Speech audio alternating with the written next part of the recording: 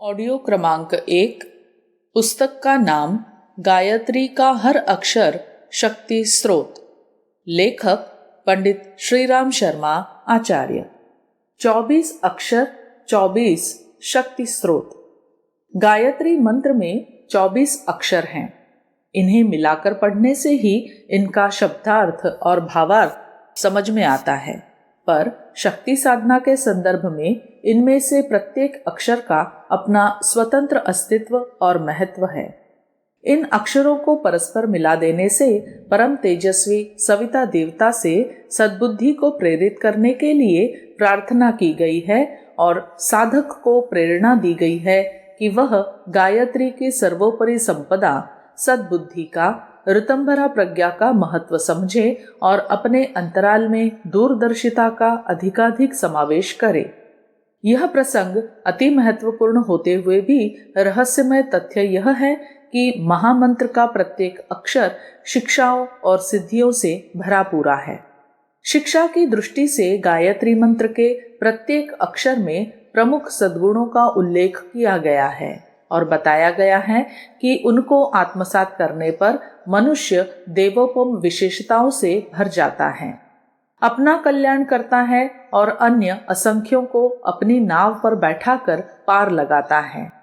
हाड़ मांस से बनी और मलमूत्र से सनी काया में जो कुछ विशिष्टता दिखाई पड़ती है वह वे उसमें समाहित सत्प्रवृत्तियों से ही है।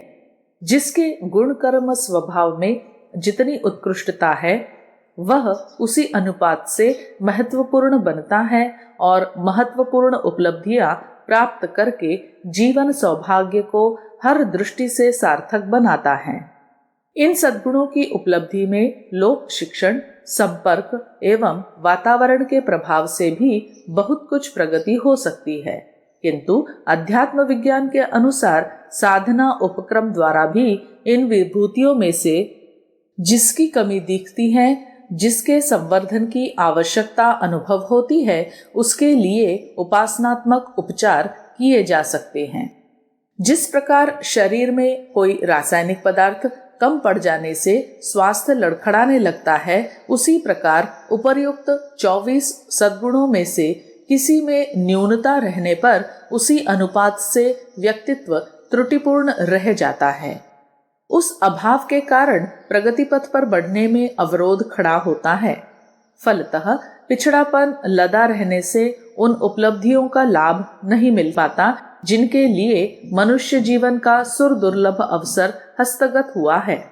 आहार के द्वारा एवं औषधि उपचार से शरीर की रासायनिक आवश्यकता पूरी हो जाती है तो फिर स्वस्थता का आनंद मिलने लगता है। इसी प्रकार गायत्री उपासना के विशिष्ट उपचारों से सत्प्रवृत्तियों की कमी पूरी की जा सकती है। उस अभाव को पूरा करने पर स्वभावतः प्रखरता एवं प्रतिभा बढ़ती है। उसके सहारे मनुष्य अधिक पुरुषार्थ करता है, अधिक दूरदर्शिता का परिचय देता है। शारीरिक तत्परता और मानसिक तन्मयता बढ़ने से अभीष्ट प्रयोजन पूरा करने में सरलता रहने और सफलता मिलने लगती है। सत्प्रवृत्तियों की इसी परिणति को सिद्धियां कहते हैं। गायत्री में समाहित शक्तियां और उनकी प्रतिक्रियाओं के नामों का उल्लेख अनेक साधना शास्त्रों में अनेक प्रकार से हुआ है। इनके नाम रूपों में भिन्नता दिखाई पड़ती है। इस मतभेद या विरोधाभास से किसी असमंजस में पड़ने की आवश्यकता नहीं है। एक ही शक्ति को विभिन्न प्रयोजनों के लिए प्रयुक्त करने पर उसके विभिन्न परिणाम निकलते हैं। दूध पीने पर व्यायाम प्रिय व्यक्ति पहलवान बनता है, विद्यार्थी की स्मरण शक्ति बढ़ती है, योगी का उस सात्विक आहार से साधना में मन लगता है, प्रसूता का के स्तनों में दूध बढ़ता है। यह लाभ एक दूसरे से भिन्न है। इससे प्रतीत होता है कि दूध के गुणों का जो वर्णन किया गया है उसमें मतभेद है। यह विरोधाभास ऊपरी है। भीतरी व्यवस्था समझने पर यूं कहा जा सकता है कि हर स्थिति में के व्यक्ति को उसकी आवश्यकता के अनुसार इससे लाभ पहुंचता है। यदि यह कहा जाता है तो दूध के गुणों में जो विरोधाभास जान पड़ता है उसके लिए असमंजस न करना पड़ता। कई बार शब्दों के अंतर से भी वस्तु की भिन्नता मालूम पड़ती है। एक ही पदार्थ के विभिन्न भाषाओं में विभिन्न नाम होते हैं। उन्हें सुनने पर सहज बुद्धि को भ्रम हो जा सकता है और अनेक पदार्थों की बात चलती लग सकती है। पर जब यह प्रतीत होगा कि एक ही वस्तु के भावभेद से अनेक उच्चारण हो रहे हैं, तो उस अंतर को समझने में देर नहीं लगती, जिससे एकता को अनेकता में समझा जा रहा था। एक सूर्य के अनेक लहरों पर अनेक प्रतिबिंब चमकते हैं। व्यक्तियों की मनःस्थिति के अनुरूप एक ही उपलब्धि का प्रतिफल अनेक प्रकार का हो सकता है। धन को पाकर एक व्यक्ति व्यवसायी, दूसरा दानी, तीसरा अपव्ययी हो सकता है। धन के इन गुणों को देखकर उसकी विभिन्न प्रतिक्रियाएं झांकने की बात अवास्तविक है। वास्तविक बात यह है कि हर व्यक्ति अपनी इच्छानुसार धन का सदुपयोग करके अभीष्ट प्रयोजन पूरे कर सकता है। गायत्री के 24 अक्षरों में सन्निहित 24 शक्तियों का भाव यह है कि मनुष्य की मौलिक विशिष्टताओं को उभारने में उनके आधार पर असाधारण सहायता मिलती है। इसे आंतरिक उत्कर्ष या दैवी अनुग्रह दोनों में से किसी नाम से पुकारा जा सकता है। कहने सुनने में इन दोनों शक्तियों में जमीन आसमान जैसा अंतर दिखता है और दो भिन्न बातें कही जाती प्रतीत होती हैं, किंतु वास्तविकता यह है कि व्यक्तित्व में बढ़ी हुई विशिष्टताएं सुखद परिणाम उत्पन्न करती हैं और प्रगति क्रम में सहायक सिद्ध होती हैं। इतना कहने से भी काम चलता है। भीतरी उत्कर्ष और बाहरी अनुग्रह वस्तुतः एक ही तथ्य के दो प्रतिपादन भर हैं। उन्हें अन्योन्याश्रित भी कहा जा सकता है। गायत्री की 24 शक्तियों का वर्णन शास्त्रों ने अनेक नाम रूपों से किया है। उनके क्रम में भी अंतर है। इतने पर भी इस मूल तथ्य में रत्ती भर भी अंतर नहीं आता कि इस महाशक्ति के अवलंबन से मनुष्य की उच्च स्तरीय प्रगति का द्वार खुलता है और जिस दिशा में भी उसके कदम बढ़ते हैं उसमें सफलता का सहज दर्शन होता है। गायत्री की 24 शक्तियों की उपासना करने के लिए शारदा तिलक तंत्र का मार्गदर्शन इस प्रकार है। अन्यान्य ग्रंथों में गायत्री के एक एक अक्षर के साथ जुड़ी हुई शक्तियों का वर्णन इस प्रकार से हुआ है। कहीं उन्हें शक्ति, कहीं मातृका, कहीं कला आदि नामों से संबोधित किया गया है। गायत्री मंत्र के अक्षर एवं उनसे संबंधित कलाओं का वर्णन इस प्रकार मिलता है।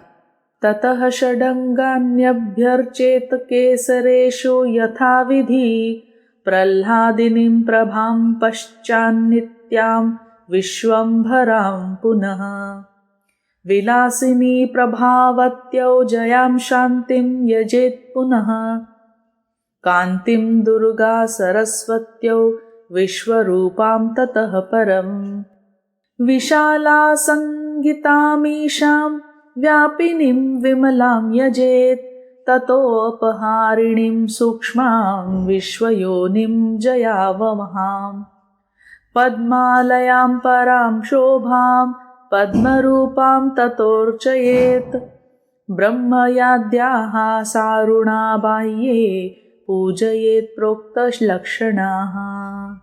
शारदा 21 से 23 से 26। पूजन उपचारों से षडग पूजन के बाद आह्लादिनी, प्रभा, नित्या तथा विश्वंभरा का यजन अर्थात पूजन करे। पुनः विलासिनी, प्रभावती, जया और शांति की अर्चन करना चाहिए। इसके बाद कांति, दुर्गा, सरस्वती और विश्वरूपा का पूजन करें। पुनः विशाल संज्ञा वाली, ईशा, व्यापिनी और विमला का यजन करना चाहिए। इसके अनंतर अपहारिणी, सूक्ष्मा, विश्वयोनि, जयावहा, पद्मालया, पराशोभा तथा पद्मरूपा आदि का यजन करे। ब्राह्मी, सारुणा का बाद में पूजन करना चाहिए। गायत्री के 24 अक्षर। पहला तत्, दूसरा स, तीसरा वि, चौथा तुह, पांचवा व, छठा रे, सातवां णी, आठवां यम, नववां भ, 10वां गोर, 11वां दे, 12वां व, 13वां स्य, 14वां धी, 15वां म, 16वां ही, 17वां धी, 18वां यो, 19वां यो, 20वां नह, 21वां प्र, 22वां चो, 23वां द, 24वां यात। 24 अक्षरों से संबंधित 24 कलाएं। पहला तापिनी, दूसरा सफला, तीसरा विश्वा, चौथा तुष्टा, पांचवा वरदा, छठा रेवती, सातवां सूक्ष्म, आठवां ज्ञाना, नववां भर्गा, 10वां गोमती, 11वां दर्विका, 12वां धरा, 13वां सिंहिका, 14वां ध्येया, 15वां मर्यादा, 16वां स्फुरा, 17वां बुद्धि, 18वां योगमाया, 19वां योगोत्तरा, 20वां धरित्री, 21वां प्रभवा, 22वां कुला, 23वां दृश्या, 24वां ब्राह्मी। 24 अक्षरों से संबंधित 24 मातृकाएं। पहला चंद्रकेश्वरी, दूसरा अजित बला, तीसरा दुरितारी, चौथा कालिका, पांचवा महाकाली, छठा श्यामा, सातवां शांता, आठवां ज्वाला, नौवां तारिका, 10वां अशोका, 11वां श्रीवत्सा, 12वां चंडी, 13वां विजया, 14वां अंकुशा, 15वां पन्नगा, 16वां निर्वाक्षी, 17वां वेला, 18वां धारिणी, 19वां प्रिया, 20वां नरदत्ता, 21वां गांधारी, 22वां अंबिका, 23वां पद्मावती, 24वां सिद्धायिका। सामान्य दृष्टि से कलाएं और मातृकाएं अलग अलग प्रतीत होती हैं, किंतु तात्विक दृष्टि से देखने पर उन दोनों का अंतर समाप्त हो जाता है। उन्हें श्रेष्ठता की सामर्थ्य कह सकते हैं और उनके नामों के अनुरूप उनके द्वारा उत्पन्न होने वाले सत्परिणामों का अनुमान लगा सकते हैं। समग्र गायत्री को सर्व विघ्न विनाशिनी, सर्व सिद्धि प्रदायिनी कहा गया है।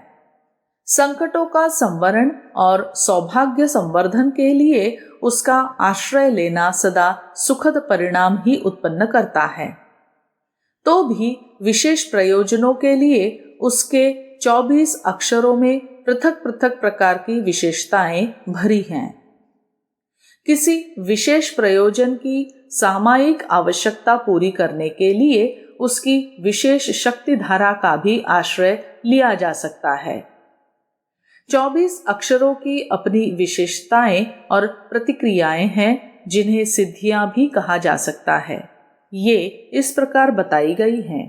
पहला आरोग्य, दूसरा आयुष्य, तीसरा तुष्टि, चौथा पुष्टि, पांचवा शांति, छठा वैभव, सातवां ऐश्वर्य, आठवां कीर्ति, नववां अनुग्रह, 10वां श्रेय, 11वां सौभाग्य, 12वां ओजस, 13वां तेजस, 14वां गृहलक्ष्मी, 15वां सुसंतति, 16वां विजय, 17वां विद्या, 18वां बुद्धि, 19वां प्रतिभा, 20वां रिद्धि, 21वां सिद्धि, 22वां संगति, 23वां स्वर्ग और 24वां मुक्ति।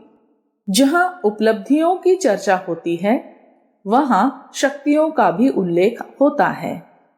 शक्ति की चर्चा सामर्थ्य का स्वरूप निर्धारण करने के संदर्भ में होती है। बिजली एक शक्ति है।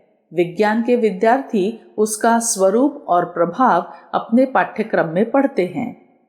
इस जानकारी के बिना उसके प्रयोग करते समय जो अनेकानेक समस्याएं पैदा होती हैं, उनका समाधान नहीं हो सकता। प्रयोक्ता की जानकारी इस प्रसंग में जितनी अधिक होगी, वह उतनी ही सफलतापूर्वक उस शक्ति का सही रीति से प्रयोग करने तथा अभीष्ट लाभ उठाने में सफल हो सकेगा। प्रयोग के परिणाम को सिद्धि कहते हैं। सिद्धि अर्थात लाभ, शक्ति अर्थात पूंजी। शक्तियां सिद्धियों की आधार हैं। शक्ति के बिना सिद्धि नहीं मिलती। दोनों को अन्योन्याश्रित कहा जा सकता है। इतने पर भी पृथकता तो माननी ही पड़ेगी। गायत्री के 24 अक्षरों में जो पृथक पृथक शक्तियां हैं, उनके नाम शास्त्रकारों ने प्राचीन काल की आध्यात्मिक भाषा में बतलाए हैं। उस समय हर शक्ति को एक देवी के रूप में अलंकृत किया जाता था। देवी का अर्थ अब तो अंतरिक्ष वासिनी अदृश्य महिला विशेष मानने का भ्रम चल पड़ा है, पर प्राचीन काल में देवी शब्द दिव्य शक्तियों के लिए ही प्रयोग किया जाता था। गायत्री की 24 शक्तियों का शास्त्रीय उल्लेख इस प्रकार है। वर्णानां शक्तयः काश्च ताः शृणुष्व महामुने, वामदेवी प्रिया सत्या विश्वा भद्रा विलासिनी, प्रभावती जया शांता कांता दुर्गा सरस्वती, विद्रुमा च विशालेशा व्यापिनी विमला, तथा तमोपहारिणी सूक्ष्मा विश्वयो निर्जया वशा, पद्मालया पराशोभा भद्रा च त्रिपदा स्मृता। चतुर्विंशति वर्णानां शक्तयः समुदाहृताः। देवी भागवत 12.2.1 से 3।